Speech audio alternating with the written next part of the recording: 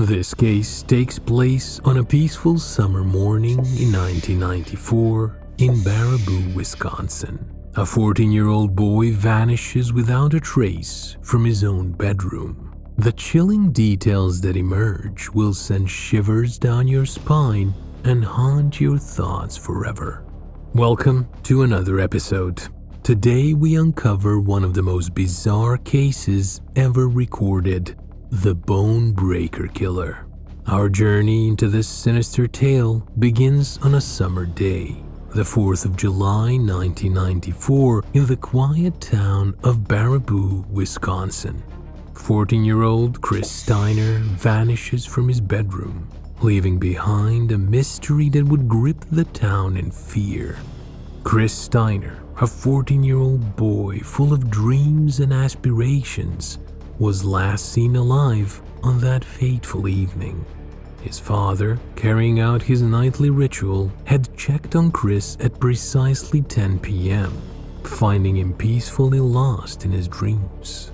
Little did they know that this routine check-in would be the final time Chris would be seen by his family. As dawn broke, the sun's rays cast eerie shadows on the Steiner house, revealing every parent's worst nightmare. Their child had gone missing in the night, and the looming evidence uncovered a terrifying story. Immediately, an investigation of the property ensued, revealing a series of ominous clues that painted a disturbing picture. The screen of a ground floor bedroom window had been violently slashed. Muddy footprints scattered throughout the house, leaving a haunting trail leading to the unknown. Even more peculiar, detectives would uncover 2 ground floor patio doors unlocked. But what could have led to such a sinister disappearance? As hours turned into days, hope dwindled, and a web of possibilities began to unravel. As the days dragged on, the atmosphere grew heavier, a sense of unease settling in the air. The initial theory of a typical teenage escapade began to crumble. As police investigations continued to turn up empty, the expectation of Chris's safe return gave way to unsettling possibilities. Each passing moment tightened the grip of the sinister unknown. Chris's parents adamantly rejected the notion of a typical teenage adventure and relentlessly pursued the investigation and the return of their 14-year-old son. Chris had his first shift at his new job in the morning, which he was eagerly awaiting. The thought of him jeopardizing this opportunity did not fit with the situation. Chris's parents knew how excited he was and knew this was not a ruse. Chris was abducted. Unfortunately for Chris's parents, the case took another chilling turn. On the 10th of July, as investigators grappled with a puzzling void, the Wisconsin River revealed a haunting secret. Body floating, partially submerged. It was immediately apparent that the body was in very poor condition. There was an advanced state of decomposition. The pathologist told us that he was ruling a death by drowning, and the manner of the death he was leaving as undetermined at that point. A decomposed and bloated body surfaced in the river. Its identity was confirmed through dental records to be the missing Chris Steiner. The discovery ravaged the town and posed more questions than answers, placing a hold of fear over the locals. Drowning was deemed the cause of death, but a cloud of doubt surrounded the case. Everyone knew this was not a simple accident. Fast forward 1 year. Another teen, Phillips, would fall prey to this unknown grip of terror. In the early hours of July 29, 1995, Thad, just like Chris, vanished without a trace. Similarly, Thad's parents' gut instincts told them something was horribly wrong. The night started out like any other. 13-year-old Thad Phillips, alongside his sister, drifted into slumber on the living room couch. Around 4 a.m., Thad's father would come downstairs to check on Thad. Gazing upon an empty couch, panic coursed through his veins. The recent disappearance of Chris burned into his mind. The chilling déjà vu sets in as law enforcement and parents alike find themselves once again surrounded by an absence of clues. Whoever this abductor was, he was calculated and careful not to leave any evidence behind. Here's where the tale takes a nightmarish turn. Thad resurfaces 43 hours later, battered, with almost every bone in his body broken. Thad lived to recount the most horrific 43 hours of his life. Let's get a call. Kid. He's kidnapped. He's in the house on Highway U. Both his legs are broken and his ankle. He was so calm and collected that I felt he was playing a prank. Better not be a joke. I'm sorry to that guy. He said, no, he said, just get me out of here as soon as you can.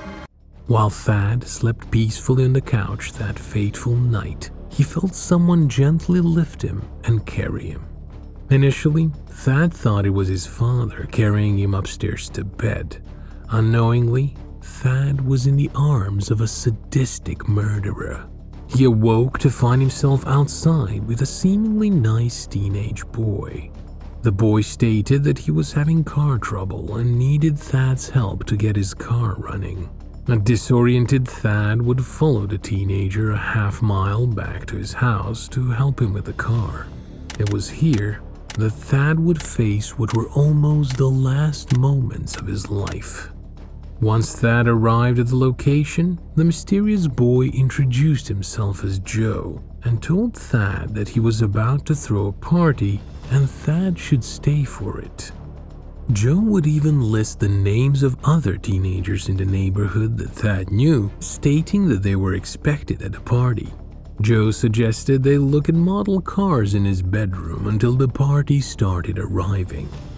Immediately upon entering the room, Thad was thrown down on a dirty, infested mattress. As fear overcame Thad, he listened to the sound of his ankle snapping. Thad quickly realized this teenage boy was not a nice teenage boy as he thought, and this party with his friends wasn't happening. Thad was trapped in his own personal hell with a sadistic killer. As Thad attempted to reason with Joe, Joe would retaliate by twisting Thad's bones until they snapped. Joe would explain to Thad how he loved the sound of breaking bones, and breaking Thad's bones was a way of dealing with his anger and frustrations. If Thad attempted to fight back or escape, the attacks would become more brutal. Joe would put a pillow over Thad's face and take him to the brink of suffocation before removing the pillow to give him a breath of air. Between attacks, Joe would befriend and care for Thad, carrying him down the stairs to the couch to watch movies and treating his wounds by wrapping socks around the bone, creating a thick cushion around the injury. Joe would confide in Thad, talking about his frustrations at home and even confessing the murder of 2 boys before Thad. Just as quickly, Joe's violence would erupt like a malevolent beast, fueled by inexplicable rage, where Thad would witness Clark's transformation into his own personal executioner. 2 sides of a coin, as unsettling as it was terrifying. Joe would tend to and bandage Thad's wounds only to jump on the bandaged broken bones immediately after, relishing in the crunch he would feel beneath his feet. Joe's cruelty would continue to escalate, moving up to Thad's thigh bone. Joe applied so much pressure to Thad's leg that he snapped Thad's thigh bone. As Thad lay there in unimaginable pain, Joe would repeat the cycle. Stripped of humanity, Thad is forced to bear his shattered limbs in the longest 43 hours of his life. After 2 failed escape attempts, Joe would begin to lock Thad in a closet whenever he left. On the evening of July 31st, Joe would lock Thad in the closet, for the last time. Thad desperately searched for a weapon and found an electric guitar in the closet. Using the guitar, Thad broke down the closet door and clawed his way to the stairs. In his attempt to escape, Thad threw himself down the stairs, knocking himself unconscious multiple times due to the severity of his injuries and critical state. Coming to, Thad made his way to a phone and dialed 911. The next 30 minutes of Thad's life would feel like an eternity. As the clock races, minutes morph into heartbeats as the call is traced.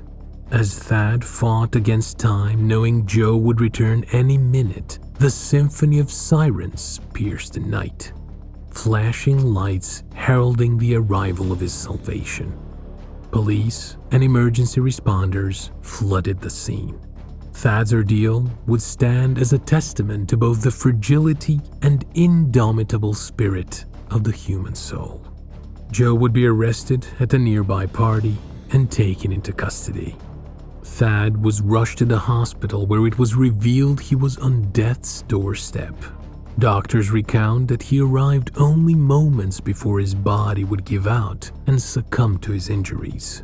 Thad would undergo countless surgeries over the coming years in an attempt to save his limbs and mobility. Thanks to Thad's testimony, police were able to link Chris's murder to Joe Clark and even more, save the lives of dozens of local teen boys.